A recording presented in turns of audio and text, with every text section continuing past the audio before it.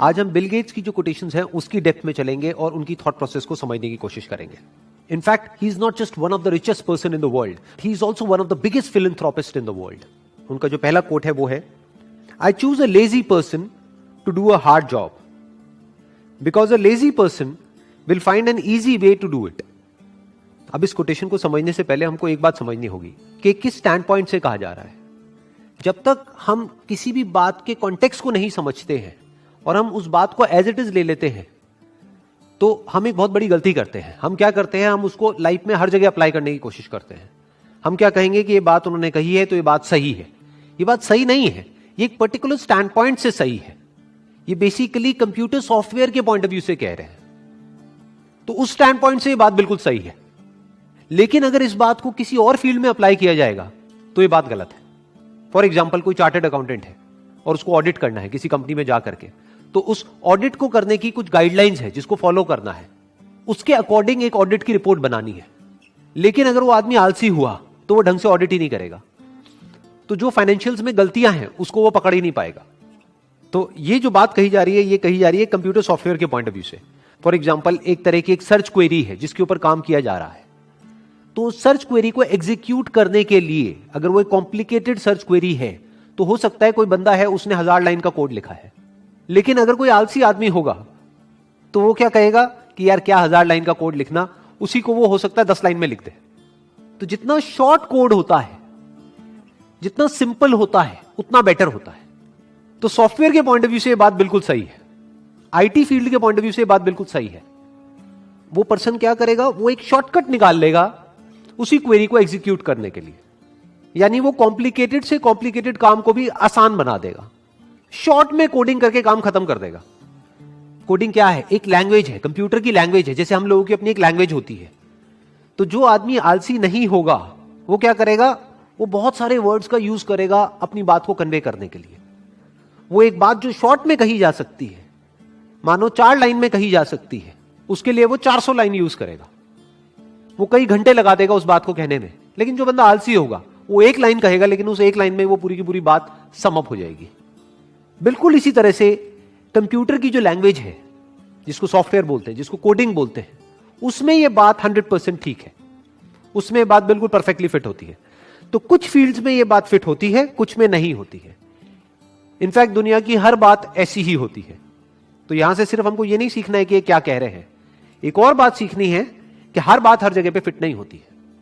चाहे वो किसी भी पर्सन ने कही हो, चाहे वो पर्सन किसी भी लेवल पे हो. हर बात का पहले स्टैंड पॉइंट समझना होता है, फिर देखना होता है कि वो बात किस एंगल से कही जा रही है, फिर उसको समझना होता है. Next quote is, if you are born poor it's not your mistake, but if you die poor it's your mistake. हम कहां पर पैदा होते हैं वो तो हमारे हाथ में है ही नहीं. जब हमारे हाथ में नहीं है तो इसमें हमारी कोई गलती भी नहीं है. But if you die poor it's your mistake, कि अगर हम गरीब मरते हैं तो वो हमारी गलती है. गलती क्या है इसके अंदर, आराम से समझते हैं, थोड़ा सा डीपली समझने की कोशिश करते हैं कि इट्स योर मिस्टेक, बट इसमें गलती क्या है. हो सकता है वो एक गरीब घर में पैदा हुआ और पूरी जिंदगी उसने बहुत मेहनत करी, लेकिन उसके बाद भी एंड तक वो गरीब ही रहा. तो इसमें उसने गलती क्या करी? उसने तो बहुत मेहनत करी, बहुत हार्डवर्क किया, उसने कोशिश करी, फिर भी वो गरीब ही रहा. तो इसमें गलती क्या थी? उसने सीखने की कोशिश नहीं करी उन लोगों से जो ऑलरेडी अमीर थे या अमीर है, कि अमीर कैसे होते हैं. बस ये गलती करी और कोई गलती नहीं करी. इंसान के पास में एक पावर है जो जानवरों के पास में नहीं है. वो पावर क्या है? The power of thought, the power of thinking, the power of learning. कि इंसान सीख सकता है. किससे सीख सकता है? दूसरों से सीख सकता है. दूसरों की गलतियों से भी सीख सकता है और दूसरों ने जो सही किया उससे भी सीख सकता है. तो अगर इंसान ये ही ना करे, वो सिर्फ इतना सा ना करे, यानी कि वो सीखे नहीं और खुद ही पूरी जिंदगी सिर्फ मेहनत करता रहे, ये उसकी गलती है. क्योंकि किसी भी काम को करने के 2 तरीके होते हैं. एक ये कि आप खुद गलतियां करो और उससे सीखो, जिसको आप हार्डवर्क कह सकते हो. दूसरा कि दूसरे जो गलतियां कर चुके हैं उससे आप पहले ही सीख जाओ और वो गलतियां ना करो, और जो उन्होंने सही किया वो करो. तो इसको स्मार्ट वर्क कहते हैं. अब क्यों नहीं सीखते हैं लोग?